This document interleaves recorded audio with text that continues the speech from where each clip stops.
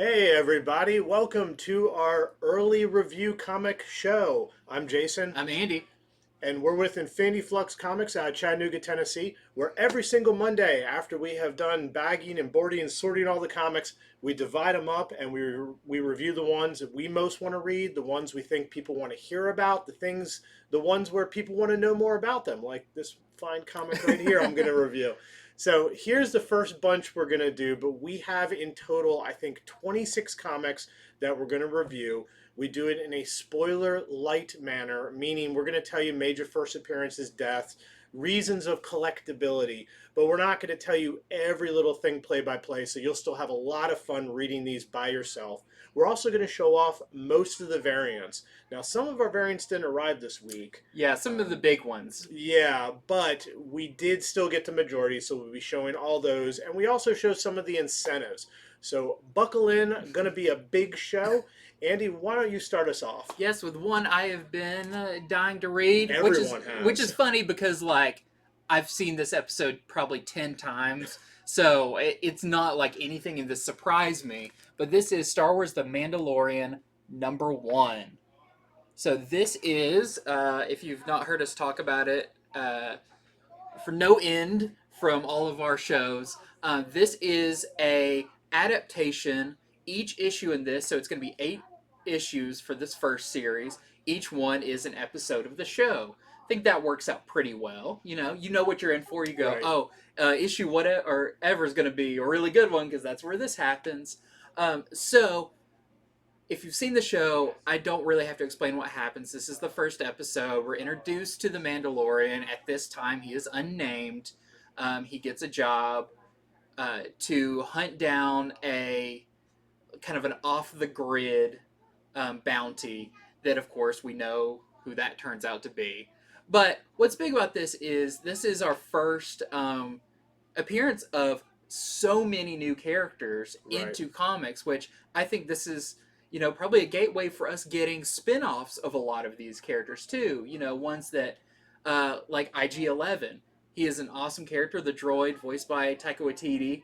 This is his first appearance in comics. Now, they may bring him back in the show, they may not, but what about some of his early adventures? Well, those could easily spin off of something like this. So we have first appearance of Din Djarin, of course, the Mandalorian, Grief Karga.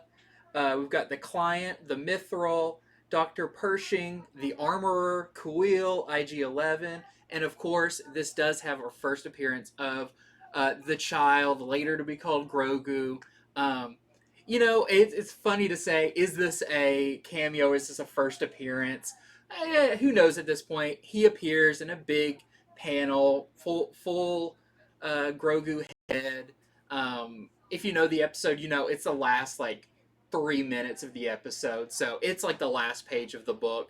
But this is considered the first. We did have a cover that had Mando and Grogu on it, as I guess you'd say that's first cover appearance. But this is Right. actual first appearance within a book, within the story of a comic. So I think a lot of people are going to want to pick this up. Also, just revisit the story. It's great. The art in this is fantastic. It's so cool to see this played out in this way. It's a little condensed, but that's fine.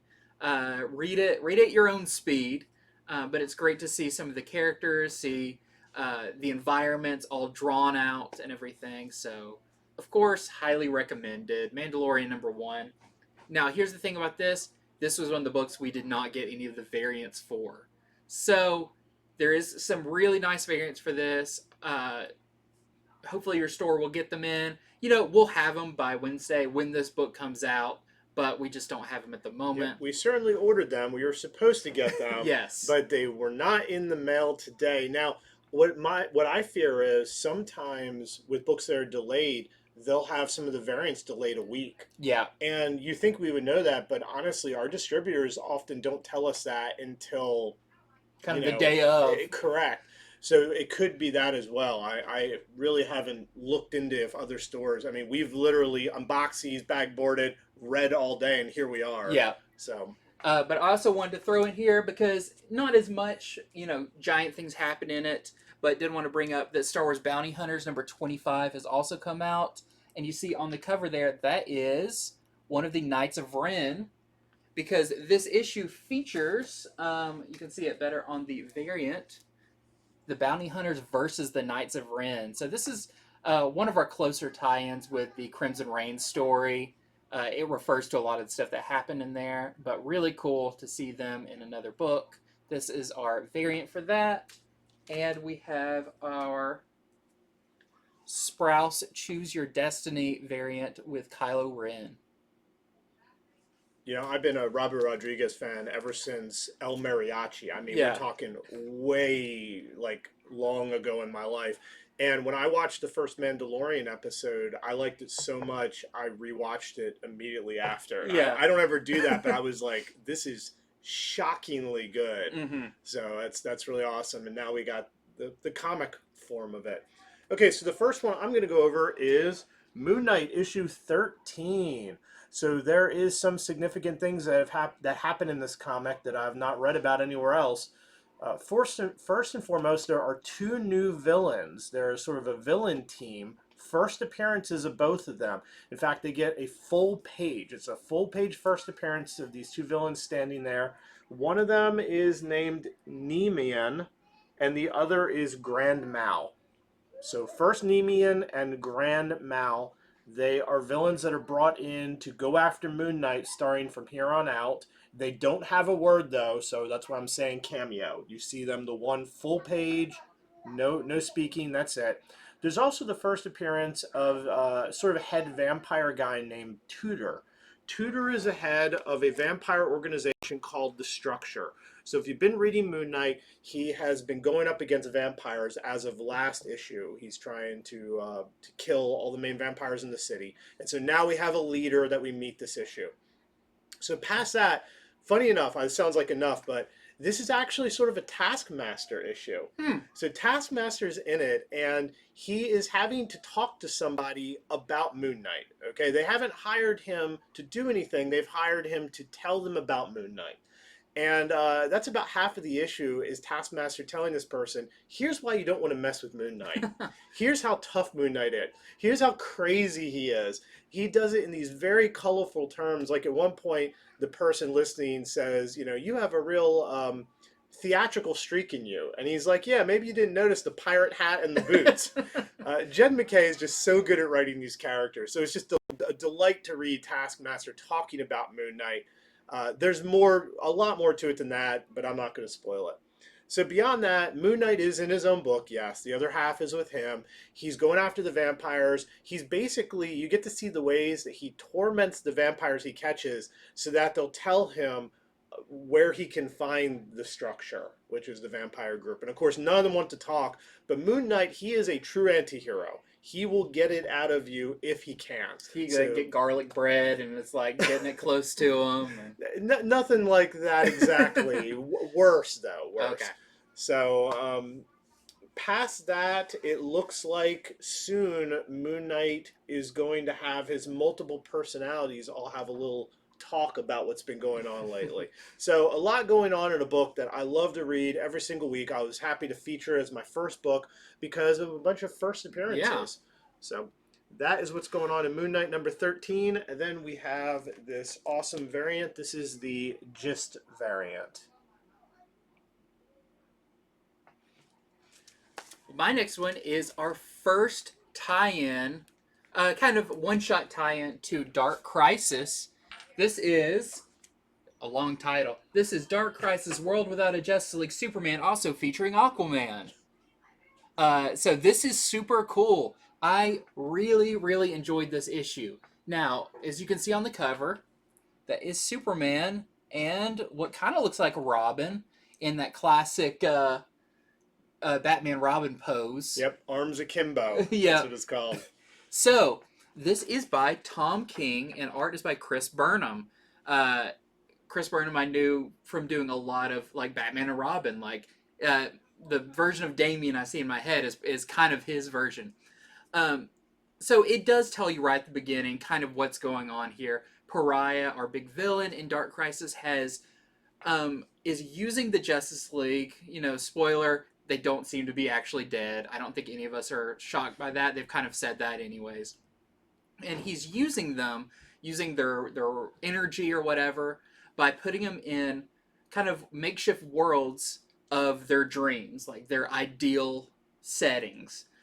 So in Superman's, we see it starts off with a kind of a title or whatever that says, I believe it says 14 years or 13 years, I can't remember which one.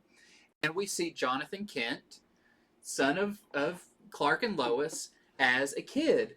And he is kind of pulling himself out of a deep sleep. His mom's yelling up at him saying, "Your dad needs help," all this stuff. And he can't find his super suit. And his mom says, "Well, where's the last place you had it?" And, this kind of fun banter and all that.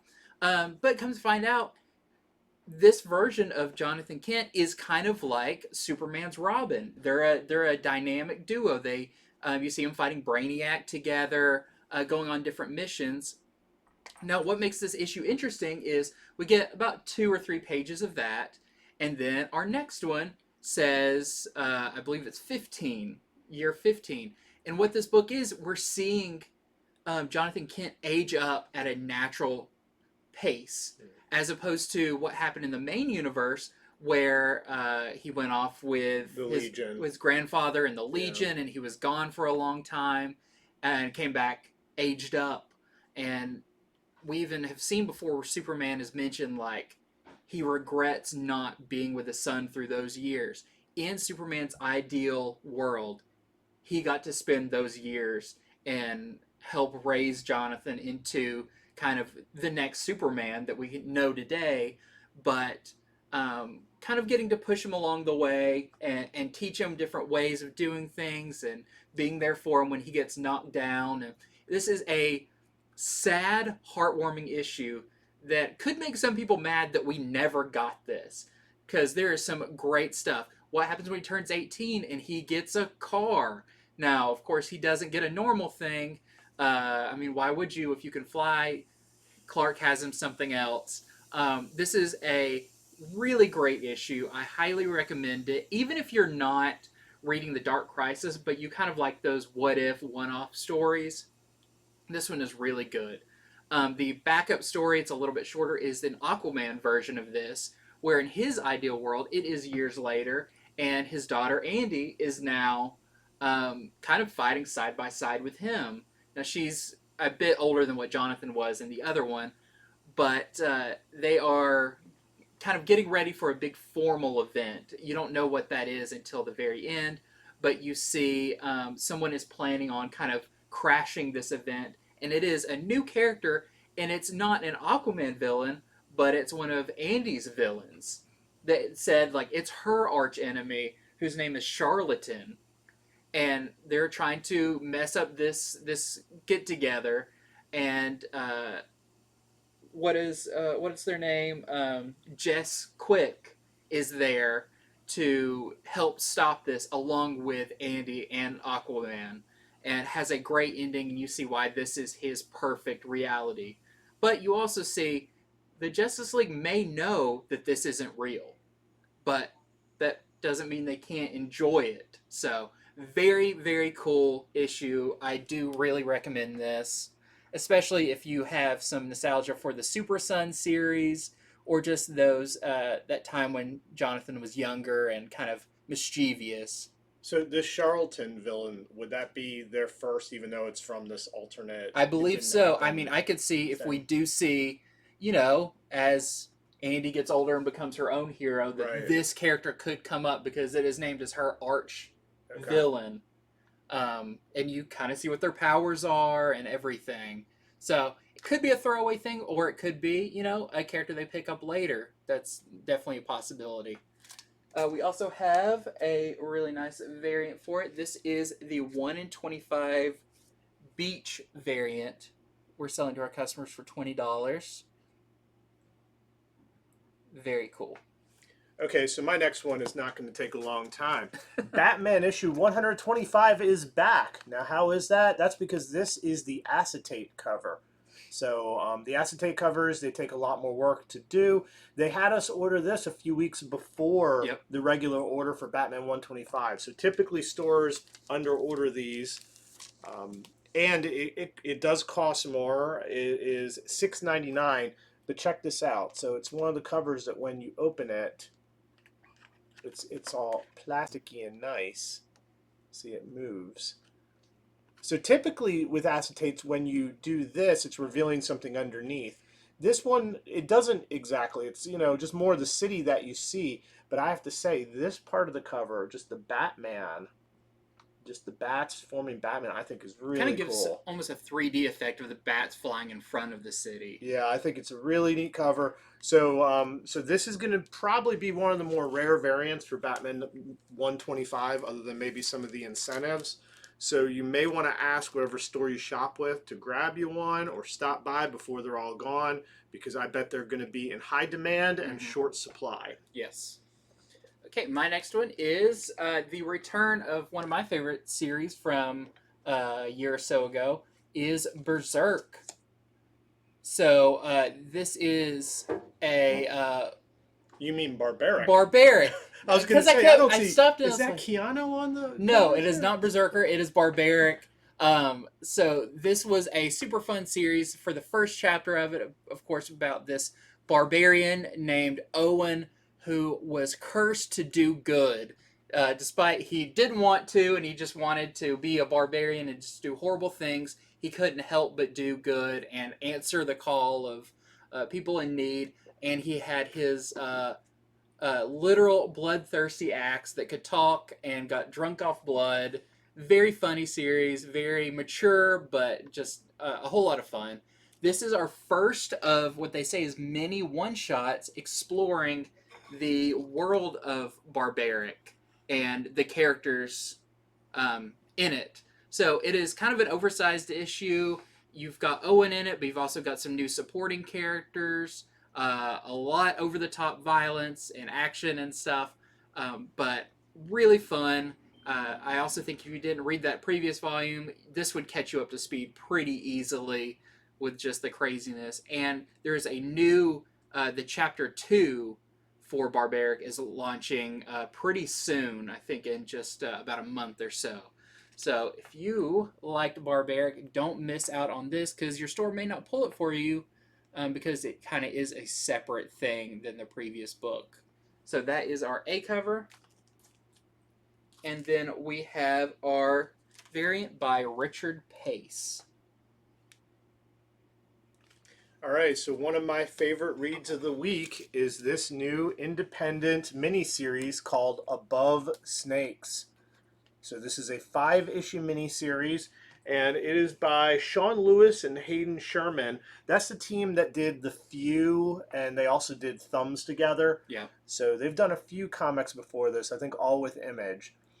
This is a very interesting comic. I remember doing the solicitation of it on Comics from the Future a few weeks ago, and when I did it, I was like, I'm going to grab that one to read, and I'm glad that I did. So this is a gritty indie western comic with characters named things like Dirt and Speck and Dorothea and Dr. Tomb and Cobber. You know, I think just reading the names, it's like you get a feel for what this book is. So Dirt is our main character. You see him there laying down, and you see the shadow of another character, Speck, who's a vulture who talks to him right there. Dirt, his wife was murdered by a gang called the Above Snakes. So that's where the title comes from. They're the Above Snakes gang.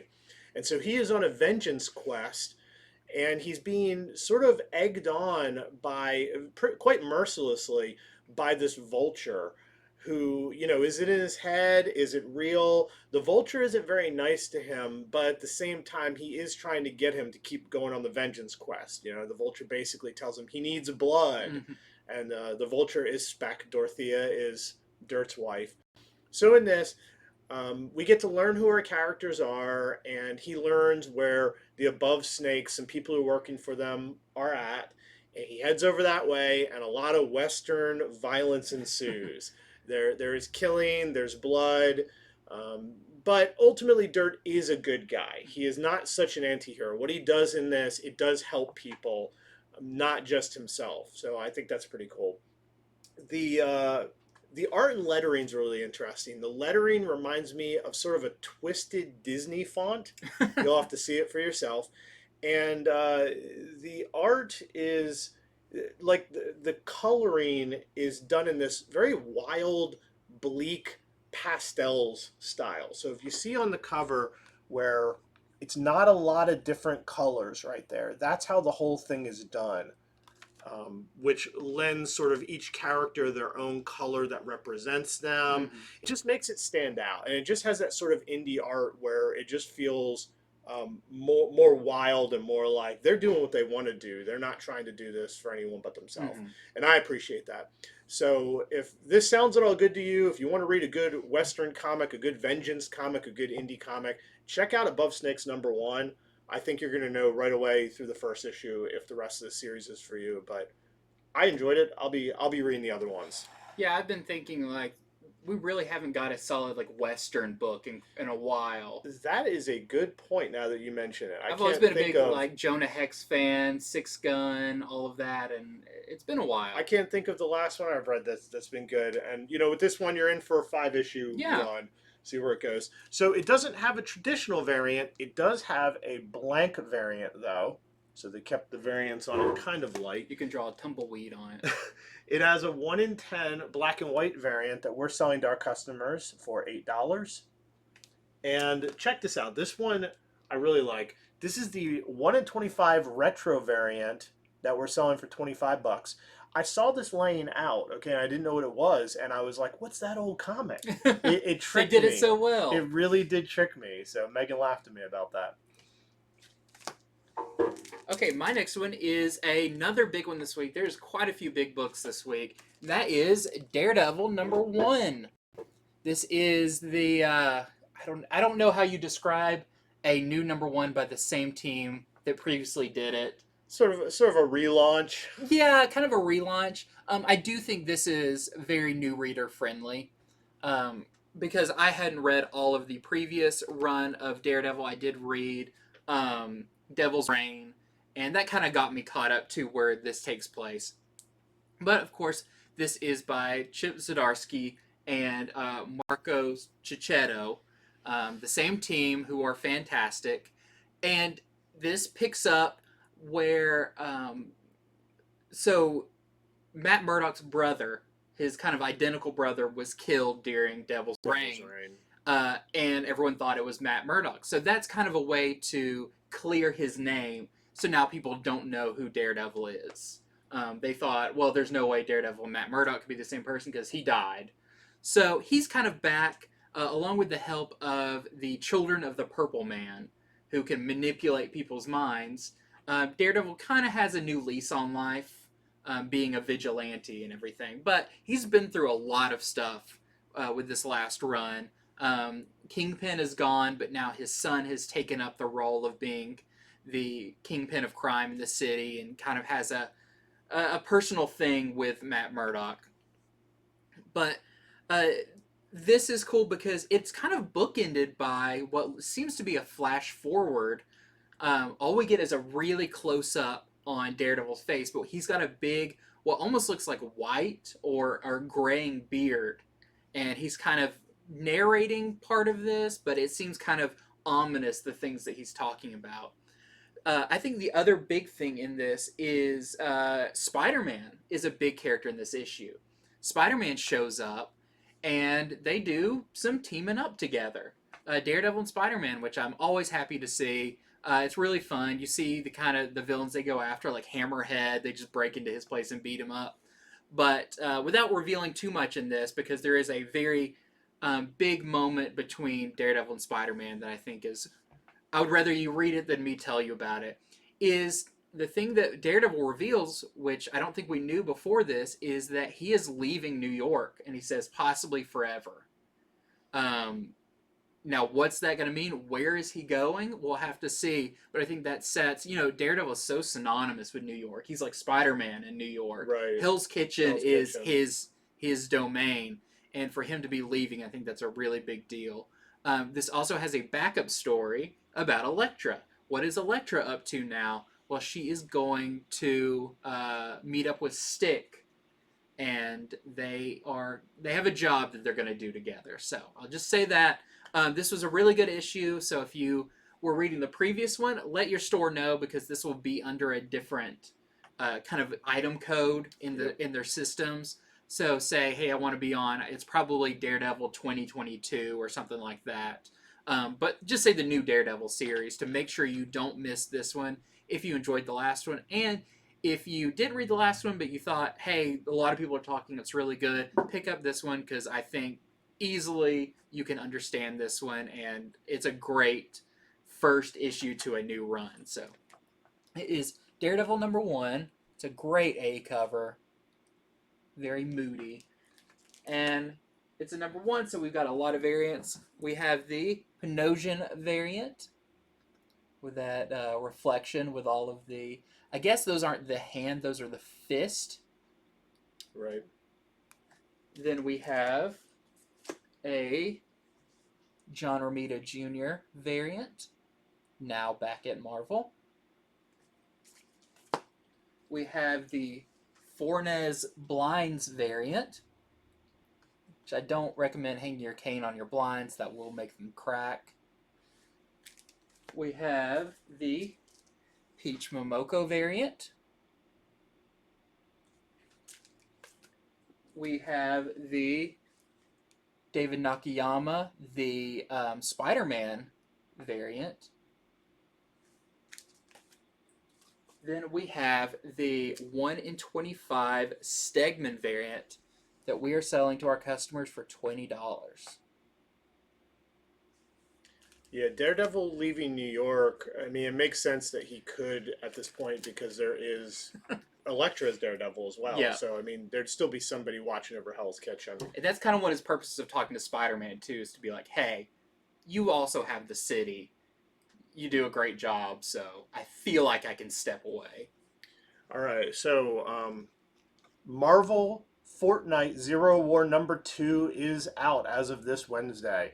As predicted, we had a lot of people come in and bought every single issue of number 1 we could muster up. We learned our lessons with the DC, with the Batman one. We ordered heavily, and we still went through pretty much all of them. So just making sure to get the word out there. You might want to spread this. I did not read this one. They all come sealed. I leave them sealed. We need every last one, so I didn't want to crack it, because this will probably end up going to someone. This has a code in it that will allow somebody to get something for free in Fortnite that they can't otherwise get. Sometimes they can buy it later, but I know with some of these, they can't get them at all unless it's through this. They kind of release a little guide on it. There are some variants for it. Here is the Ron Lim and Silva variant. Here is the Zula variant. And then we have the Medina homage variant. I love that one. I think we've all seen a cover like this once or twice before. And then lastly, here is the Nakayama 1 in 50 variant that we're selling to our customers for $50. Well, my next one is one I really enjoyed this week. This was Superman Son of Kal-El number 13. So, what's big about this one? This is the first in continuity appearance of Dreamer, who has appeared in the DC Pride issue. Right. But I believe that story, I don't even know if we knew at the time, I guess was set in the Arrowverse instead of the main like DC continuity, or maybe it was kind of in its own thing. But this is considered the first in continuity appearance of Dreamer. Now, this is a fun issue, and I'll say not necessarily because of Jonathan Kent. If you want a really good Jonathan Kent story this week, get that Superman issue. But this one is really good with Dreamer. So it begins with Jay Nakayama. His identity has been exposed as kind of the leader of the Truth, the organization. So to keep him safe, Superman decides, I'm going to take you to Fortress of Solitude. And that's like, no one gets in there. Like, it's very rare that anyone else gets to go in there. He even shows them the giant key, which I always love when they bring up the giant key that gets in there.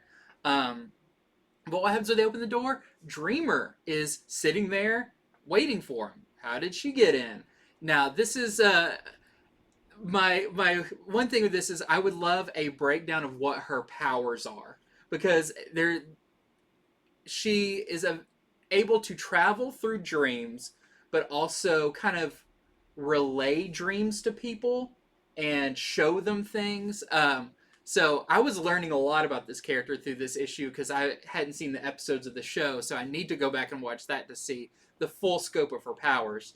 But there apparently is something coming, a Death of the Justice League, which maybe it's not the current Death of the Justice League, but a different one that she has seen and now needs Superman's help to prevent. So this was a good issue. It broke down a lot of Dreamer's powers, just not necessarily like the scope of them, which I would love to see more of fleshed out somewhere else, or maybe even in this series.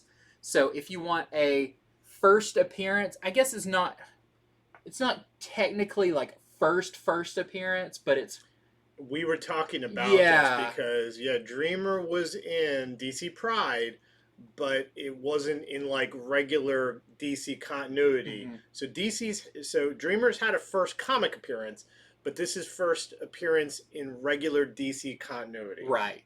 So I feel like this is, could go hand in hand with that other one as Yes. kind of important issues for Dreamer. So if you like this character in the Arrowverse and you want to see where she goes in the main DC universe, this is a great start for that. Then we have some variants. This is the A.L. Kaplan. I keep wanting to say Al Kaplan, but there's tiny little periods in between those. Variant.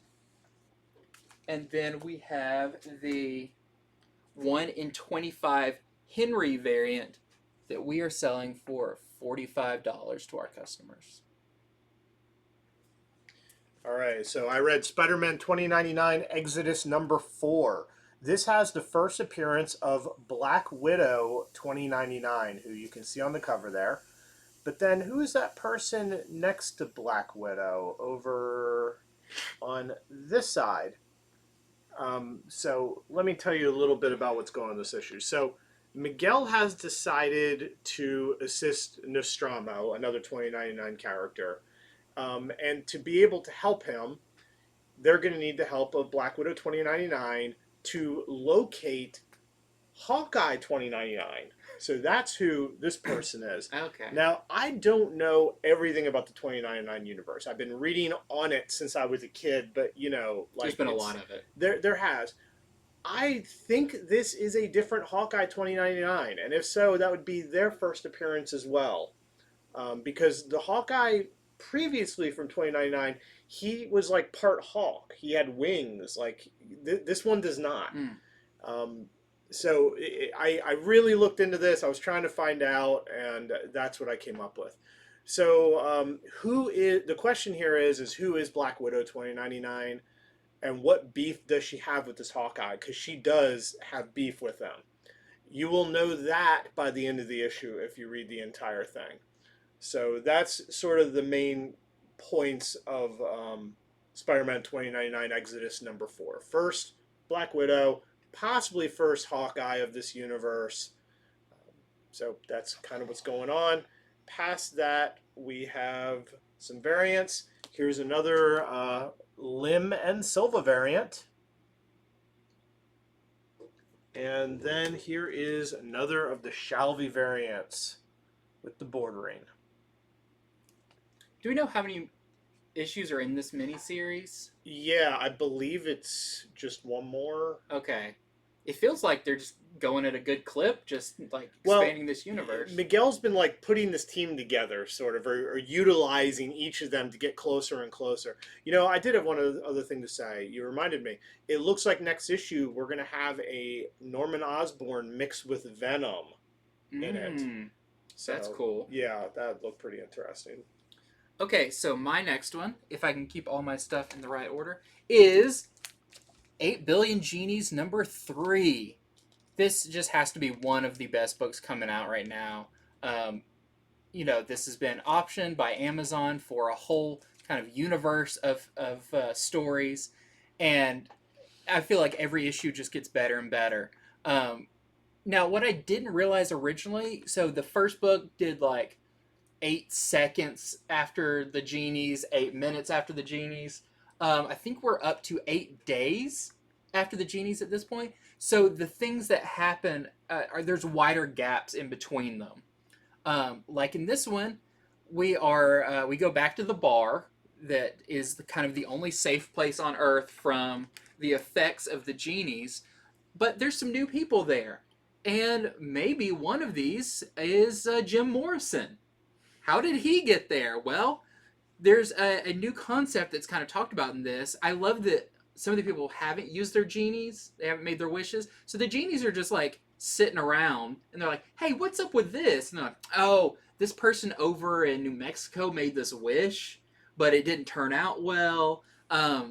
So they introduced this idea. I think they're called the remnants or remains or something like that. So it's essentially you made a wish for a thing, like bringing a person back or for something, and you brought them back for whatever reason, and that reason's done, and you're kind of done with the person. Well, they're still out there. What are they going to go do?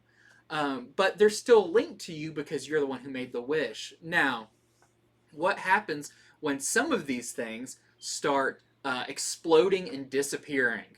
What does that mean for the person who made the wish, and how is that connected? I think every issue of this introduces kind of a new concept that, like, if you were to sit and think about the wish-making process for a long time, you'd run into these issues of, like, well, what happened with this? And it explains a lot of that in really, really fun ways. So, let's see. I always have to sneeze. I think I had to sneeze last time I talked about 8 Billion Genies, too.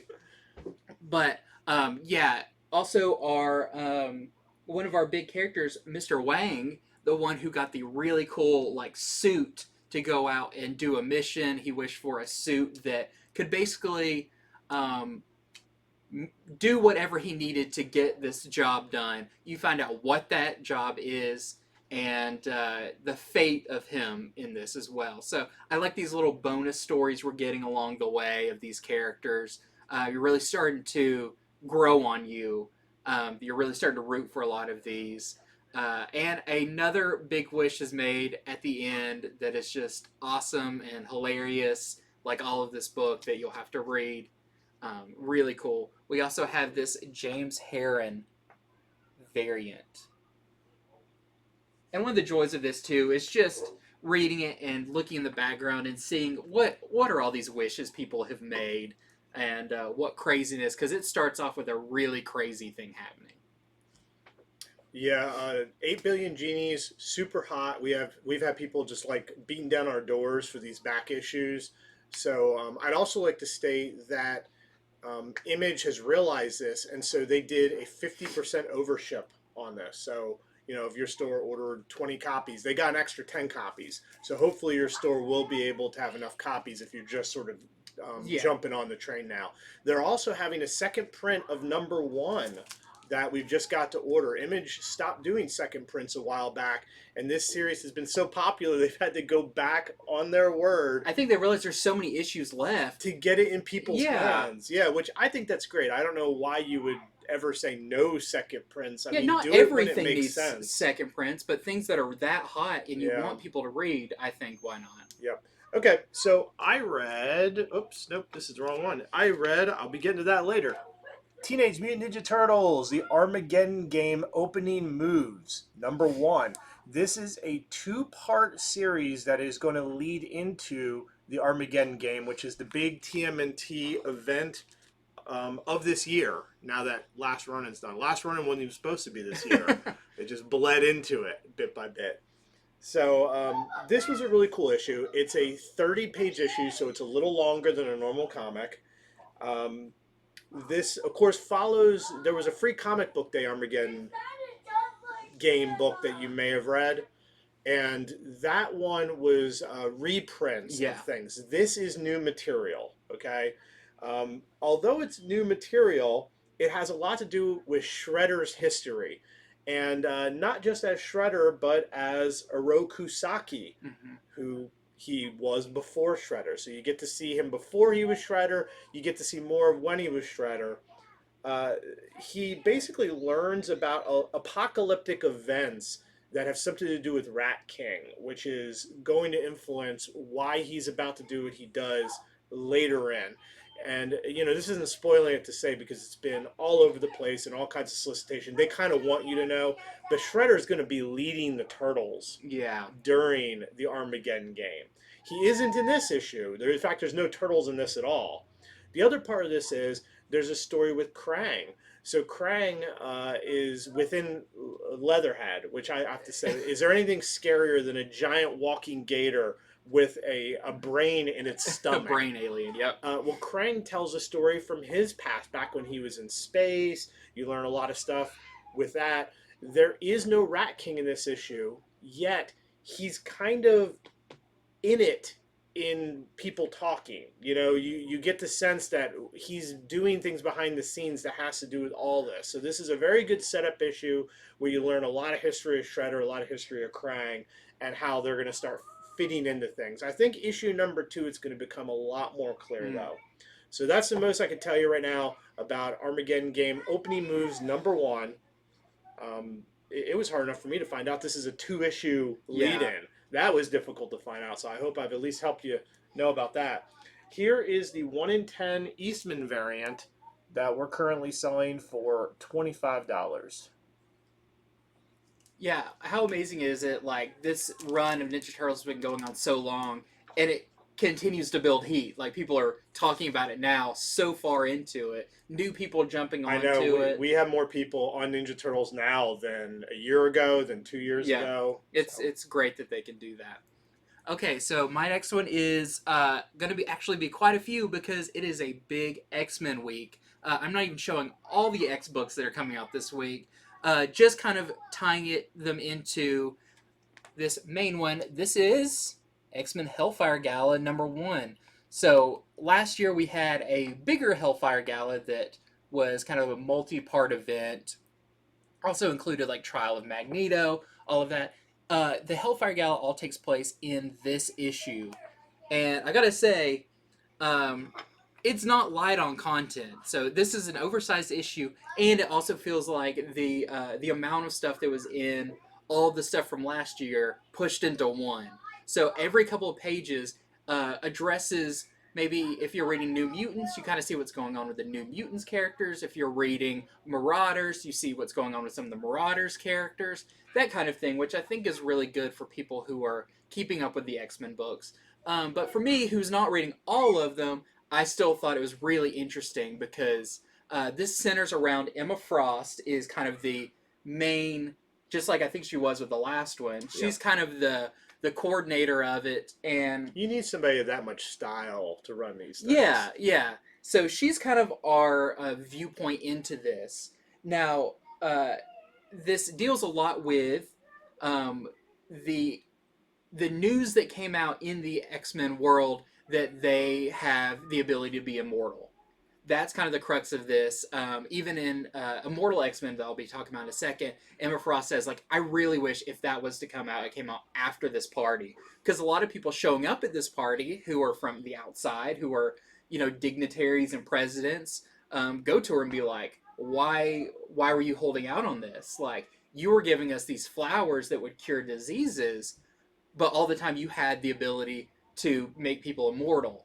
And she's having a hard time relating to them, like, how they do that, which she doesn't really want to give away, but basically being like, we can't do that for everybody. She even says, like, the first person when this news got out said, can you bring back John Lennon? We cannot do that, which I thought was funny. But so a big part of this is her dealing with that kind of what the public is now saying about the X-Men and how that's kind of painting them. Now, the person who let that leak was Cyclops, and he is now under the pressure of a lot of X-Men of like, you gave away our secret, now we're kind of the target. And one of the big targets is the Five, the people who actually bring people back. So they are on lockdown now, being guarded by Magic.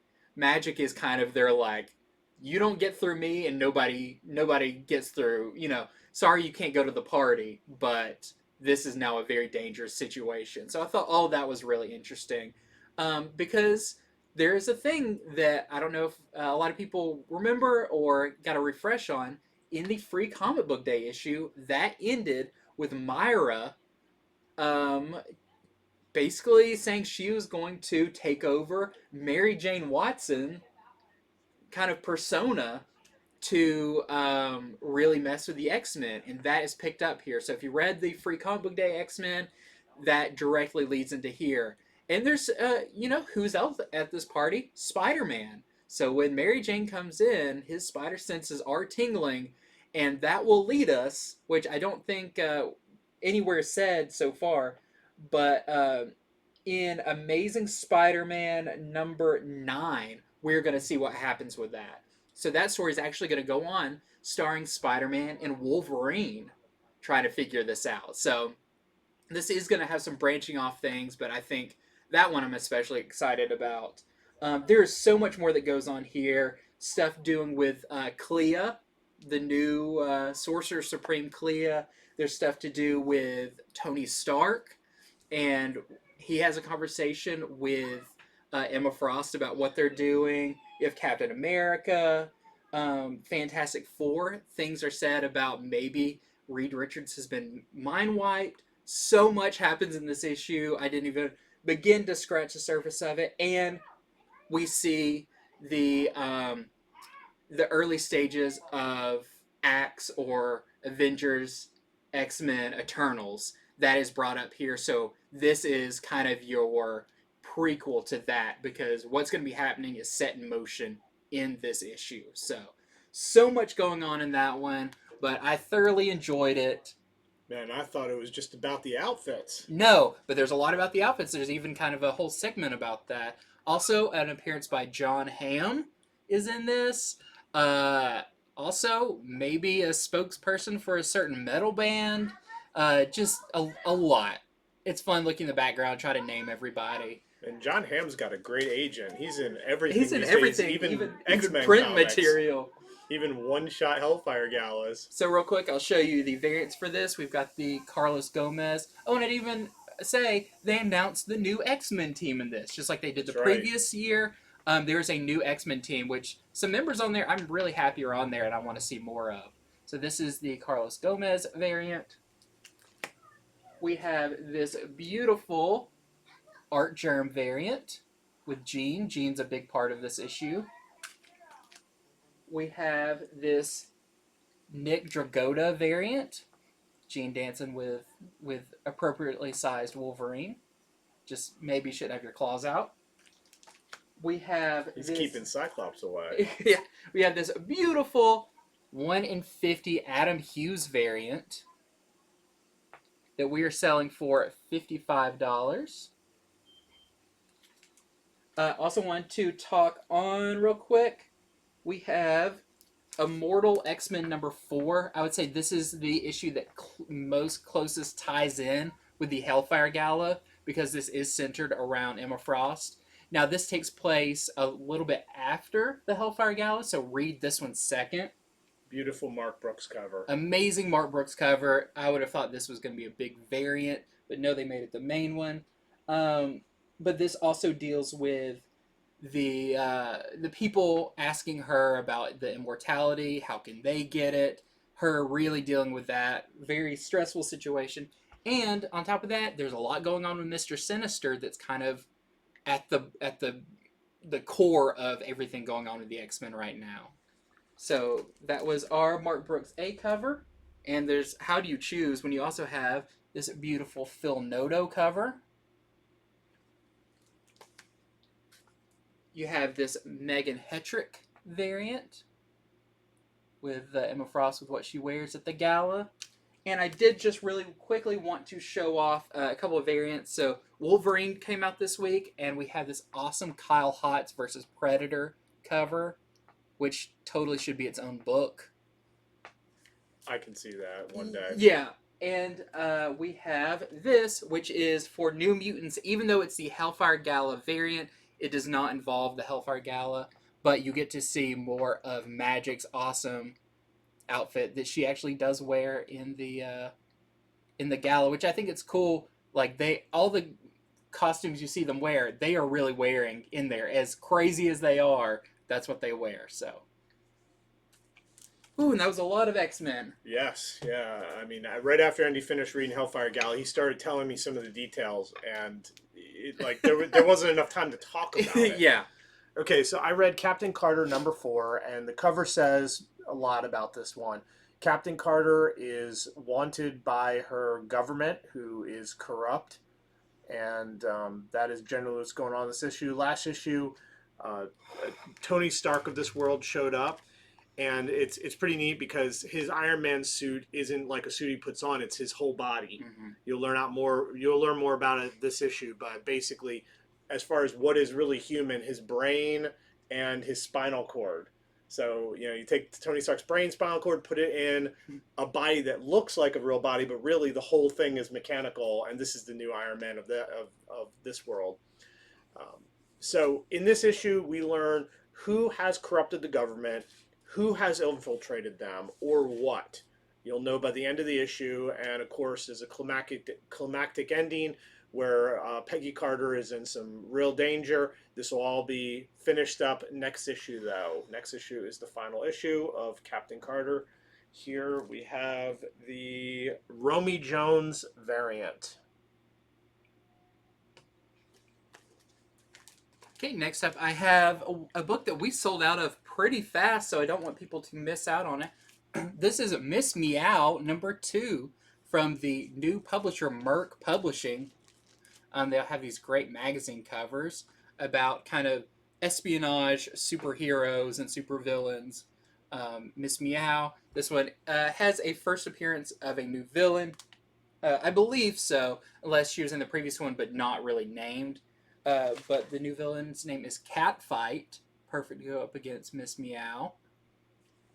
And we have a variant for that. This is the Hal Larson variant with Miss Meow versus Catfight. Okay, so another really cool indie book this week is Impact Winter. And it is a one-shot. So you may say, well, why is somebody going to go create a world and have all these great character designs and write a big comic and just do one shot of it?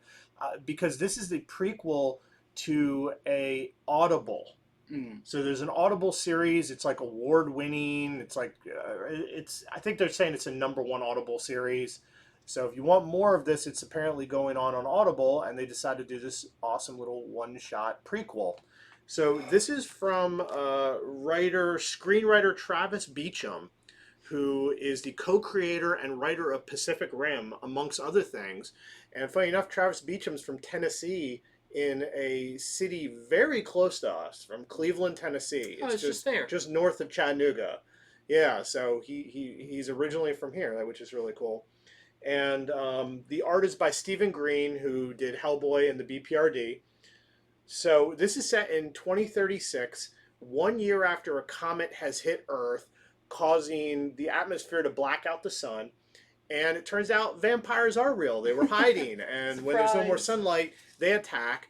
This is a holdout group of survivors who are holding out in a medieval castle. So our main character, her name is Darcy. You see her on the cover. She is a 17-year-old girl. She is trying to learn to cope with the whole situation while trying to learn to wield a sword to be effective and useful. Well, one of her friends, and that she considers sort of like a brother, he goes missing, and against what she's supposed to do, months pass. She thinks that she has found that he's still alive. So she goes out in the world on her own to discover what his fate is, but she gets a whole lot more than that.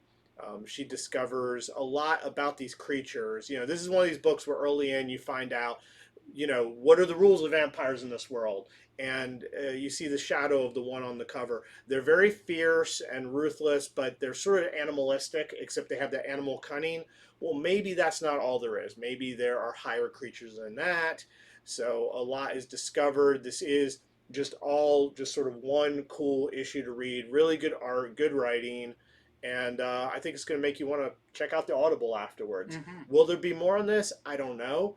But being that it's from a screenwriter who is attached to Pacific Rim, this could lead to TV show, movies, who knows what. So that's what's going on in Impact Winter One Shot.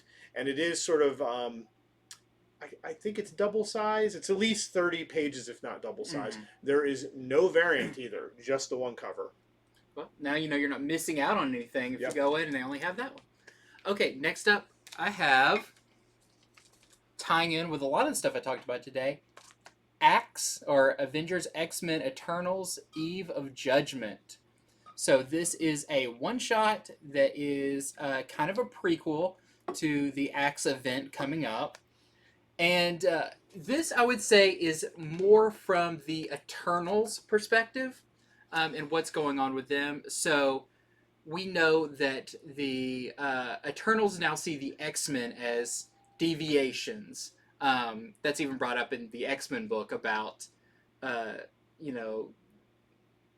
it doesn't matter. Close enough to a deviant, basically, is what I think Druid says in this, is like, they found a way to be immortal. That's close enough to being, like, not okay for us to take action. So in this, Druid basically goes to find a way, how can I wipe out all mutants at once?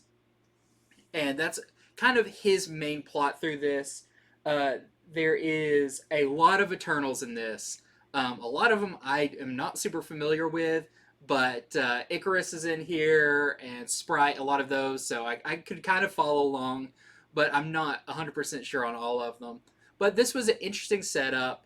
It actually gets pretty close to,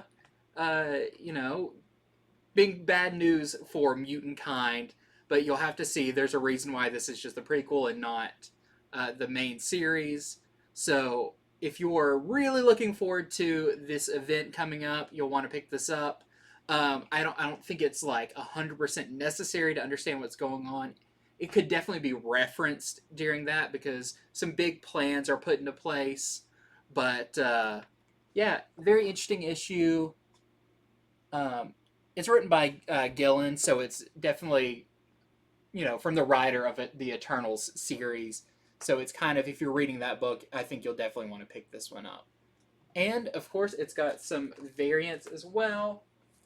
So we have the Ashley Winter variant. We have the Wernick variant. And we have the Garson variant. Okay, so I read Fantastic Four issue number 45. This is the end of Reckoning War, but don't let that confuse you. This is sort of like after credits to it, or very, very end. Like the Reckoning War ended last issue. This is where are all the pieces going to fall? Is Reed Richards really dead? That, we saw that last issue after using the Ultimate Nullifier. You'll find that out in here. Is Jack of Hearts just left dying, drifting in space, or dead? You'll find that out. What about Uatu and the Watchers? What's going to happen with them? So much happened with them in the Reckoning War. How's that all going to shake out? You'll see. And lastly, even something that happens with Nick Fury. So this just kind of is okay, all that happened. Now, where is everyone ending up? Who's where is this going to lead? And this does open a lot of new ground for them to tell some new stories. So that's what's going on in Fantastic Four number 45, the sort of post-end of the Reckoning War. We have this one variant by Dodderman showing what Doctor Doom is wearing to the Hellfire Gala. And I will say there's a very funny moment with Doctor Doom at the Hellfire Gala where he wonders, was David Bowie a mutant? I'll just leave it at that. how we get there and everything in that issue is very funny. Starman. Of course so. Exactly. He was a superhero, Starman. Okay, so next up I have, real quick, this is King Spawn, issue number 12. And the key thing about this issue is Spawn sees a vision of, if he becomes king, who is ruling by his side? And why does that horrify him so much? Why is that, like, not okay now for him to become king? There's a very cool full-page spread of that, and kind of sets the course for this King Spawn series in a new direction. So this is our A cover. And we have this Fernandez variant. Okay, so I read Wonder Woman issue number 789. This is more of the plot line that has been going on with Wonder Woman and her team up against Dr. Zizko and the old Wonder Woman villains that he has combined into his own team. And, Zizko's been mind controlling the population with his milk extra. And this issue starts out really fast because Wonder Woman has to go up against a giant version of Dr. Zizko, who's just like going around town promoting his milk extra. But is it really him, or is it maybe somebody else kind of with him? You'll have to read how that all works out. But I'll tell you, by the end of this issue, Zizko's team really puts Wonder Woman's team through it, and a lot of them, including Steve Trevor, Siegfried, they're in a bad position by the end of this issue. So that's kind of what's going on in Wonder Woman, issue 789. There is a variant to it we did not get in. It's one of those astrological trading card ones they've been doing with Dr. Zizko on it. So if you're into those, look for that wherever you purchase comics. Okay, next up for me is Punisher number 4. So this near horrifying comic, this Punisher run, because the Hand are just such a scary thing. We get more of Frank Castle as a kid, and kind of, he was a pretty messed up kid, and we see some more of that and some more of kind of what makes him who he is later on in life. We also see in present day, the kind of high priestess of the Hand comes to him with some members of the Hand, just kind of the ninjas, who have not necessarily failed in their job, but did something that she thinks is not okay, and Punisher should take them out right there. And he's basically like, we need all the people we can get. And he's starting to get the idea, am I really working for the Hand, or am I a prisoner? Very interesting, and this stuff with his wife is getting more and more unnerving and very sad, but this has been a very compelling run of Punisher. Very interested to see where it goes. And we do not have the variants for this. I think these are also some of the variants that have not made it to us yet, but we do have the A cover. Okay, so I read Spider-Punk, issue number 3. So check out the cover. This is the first appearance of Mattia Murdoch, who is the Daredevil drummer of Philly. You see her right on there in her Daredevil outfit. Her powers work a bit different than Daredevil's. I think you could probably figure it out. I won't tell you everything, but let's just say she's a drummer with drumsticks. She's blind, but somehow she uses some sort of hearing to see. You can probably figure it out. If not, just, read the issue. You'll see. So Spider-Punk and his friends show up in Philadelphia. They make friends with Mattia, and it turns out she has some problems with this world's Kingpin, Sunfire, and Daken. And so there's going to be a rumble. So more music, fighting, and anarchy in Spider-Punk issue number 3.